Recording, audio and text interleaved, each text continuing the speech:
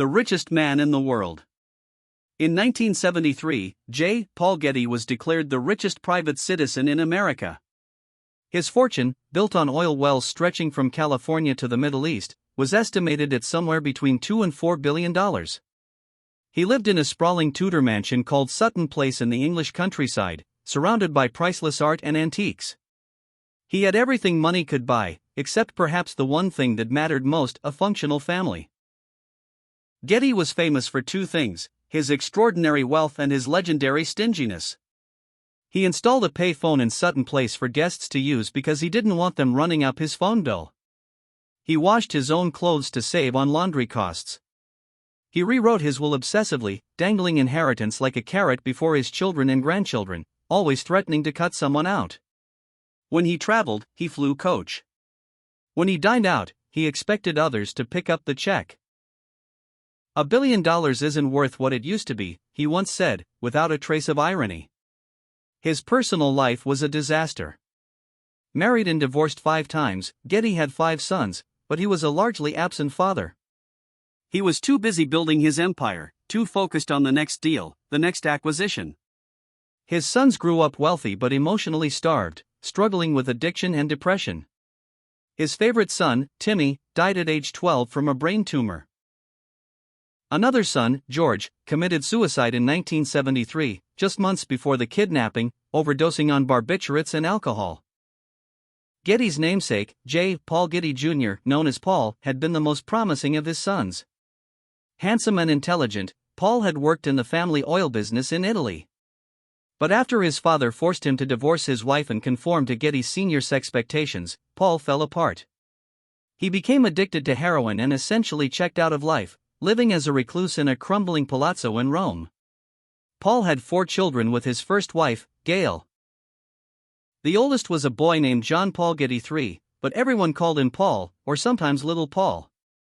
He was 16 years old in the summer of 1973, a bohemian teenager with long red hair and a restless spirit. He'd dropped out of school and was living on his own in Rome's Piazza Farnese, hanging out with artists, hippies, and street people. His mother sent him a small allowance, about $500 a month, but it wasn't much by Getty standards.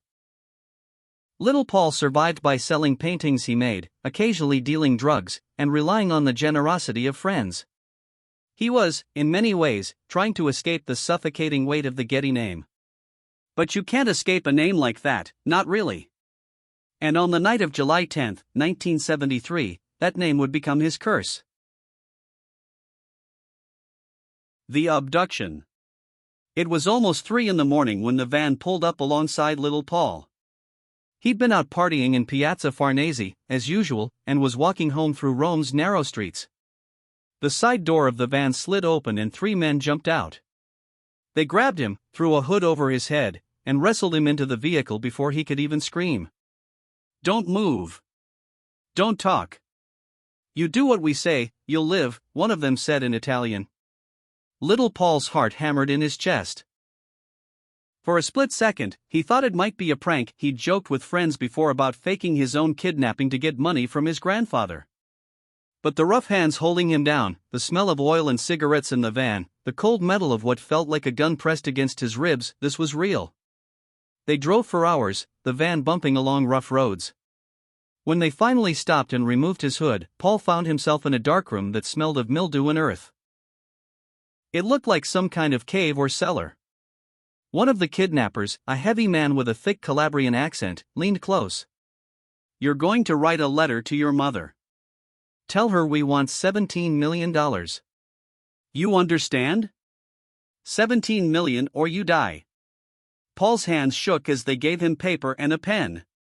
He wrote, "Dear Mummy, since Monday I have fallen into the hands of kidnappers. Don't let me be killed. Please, please, please." The letter arrived at Gail Getty's Rome apartment 3 days later. She opened it with trembling hands, read it twice, then called Paul's father in London.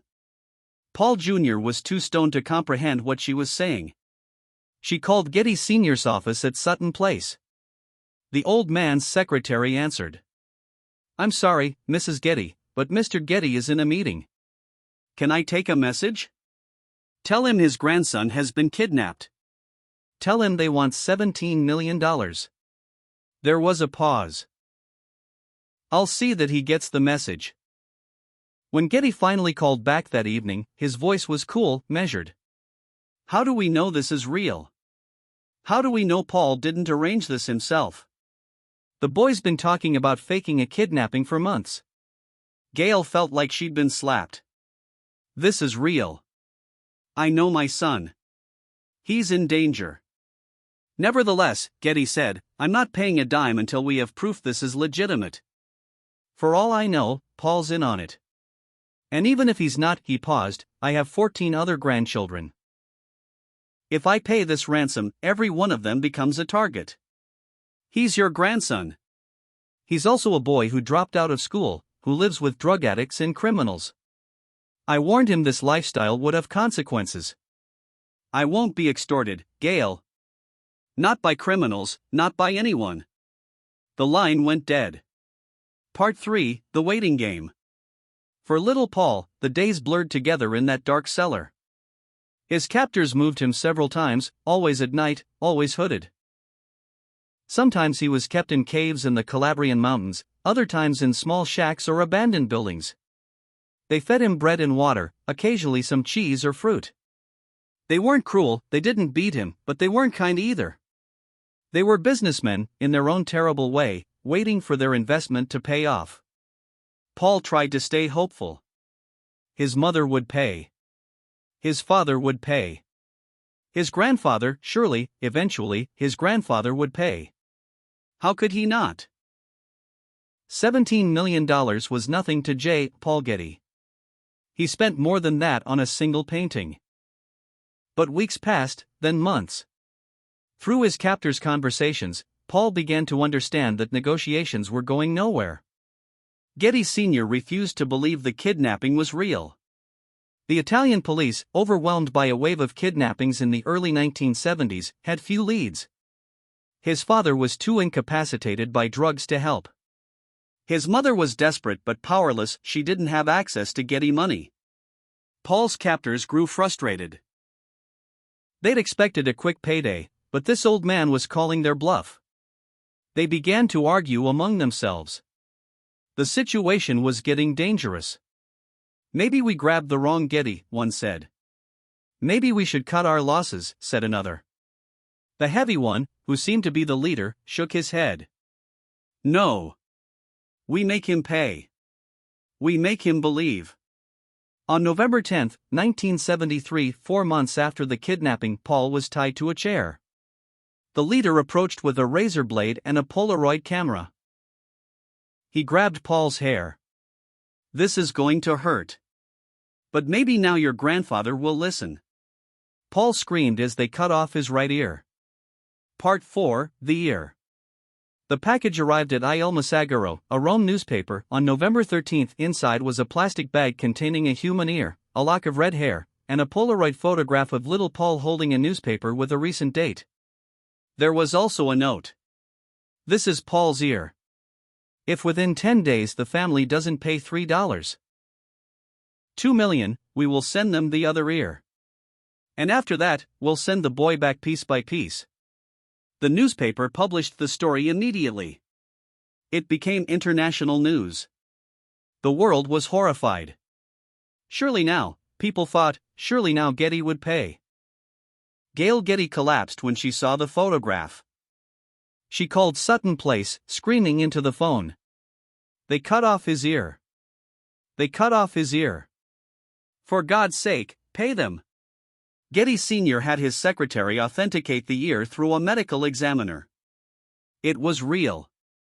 It was Paul's. Even then, he hesitated. Not because he didn't believe it now, but because he was still thinking about his other grandchildren. He was thinking about precedent. He was thinking about control. Finally, after his advisors pleaded with him, after the media turned him into the most hated man in America, after his own conscience, whatever remained of it, finally spoke up, Getty agreed to pay. But not the full amount. He would pay $2.2 million, the maximum amount he could claim as tax-deductible. The rest, $1 million, he would loan to Paul Jr. at 4% interest. His own son would have to pay him back, with interest, for his grandson's life. The money was assembled in small bills. Italian police, who had been largely ineffective throughout the ordeal, now worked with Getty's security team to prepare the drop. On December 12, 1973, the ransom was delivered to a remote location in southern Italy. 3 days later, at dawn on December 15, little Paul was found on a highway near Naples, wrapped in a blanket. He was half-frozen, malnourished, traumatized, and missing his right ear. But he was alive. The aftermath. Little Paul never fully recovered from his ordeal. The physical wounds healed, more or less. Doctors fashioned a prosthetic ear, though it never looked quite right. But the psychological scars ran deep. He struggled with addiction, like his father before him. In 1981, at age 24, he suffered a stroke from a combination of alcohol and drugs that left him paralyzed, nearly blind, and unable to speak.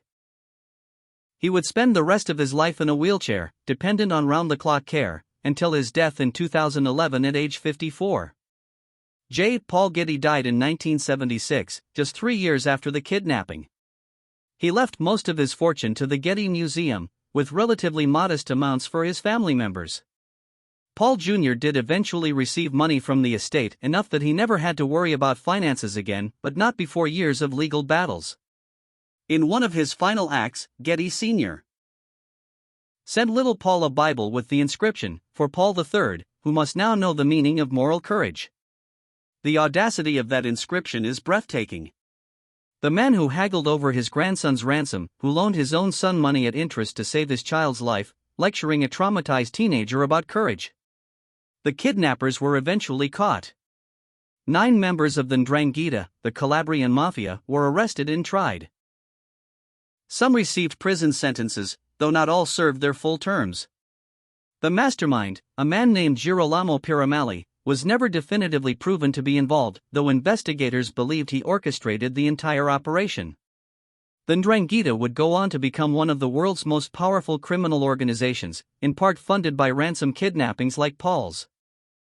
The meaning of wealth. There's a question that haunts this story: what's the point of being the richest man in the world if you won't spend money to save your own grandson? J. Paul Getty would have had an answer. He would have talked about principle, about not negotiating with terrorists, about setting precedents. He would have reminded you that he did eventually pay, that little Paul survived. He would have said that love and money are separate things, that you can't measure one by the other. But here's what the story really reveals: Getty's wealth wasn't about having things or even about security. It was about control. Every dollar he spent, every expense he approved, was a reminder that he was in charge. His money was power, and he wielded it like a weapon, even against his own family. The tragedy of little Paul isn't just that he was kidnapped and mutilated. It's that his own family's dysfunction made him vulnerable in the first place. It's that the same grandfather who installed pay phones for guests refused to pay quickly for his grandson's freedom. It's that wealth that should have protected him instead made him a target, and then failed to save him when it mattered most.